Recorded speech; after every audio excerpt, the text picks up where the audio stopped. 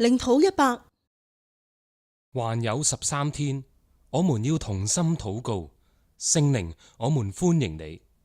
第87天，預言是從聖靈的感動而來。彼得後書1章20至21節。第一要緊的，你們要知道，經上所有的預言是不可隨私意解釋的，因為預言從來沒有出於人意的，而是人被聖靈感動，說出神的話來。讓我哋一齊禱告。聖靈啊，是你感動了我們的心，將神的話語放在我們的嘴唇上，差遣我們去宣告神美善的旨意。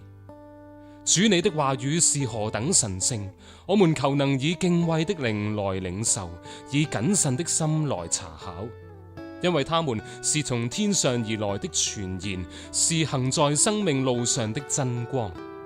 聖靈啊，我們真的需要你，只有聖靈能除掉我們的私心己意，只有你聖靈才能開啟我們的愚頑無知。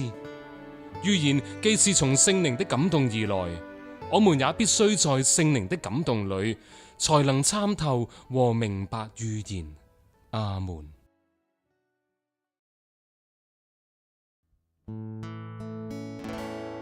聖靈，請將神的說話放在我們心上，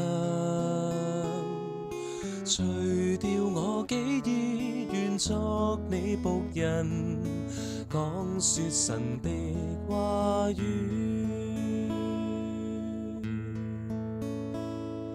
聖靈，請將神的說話放在我們心上，除掉我己意，願作你僕人，講說神的話語。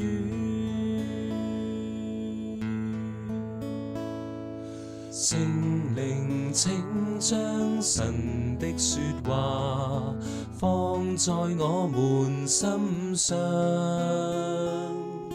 除掉我己意，願作你僕人，講說神的話語。聖靈，請將神的說話放在我們心上，除掉我己意，願作你僕人，講說神的話語。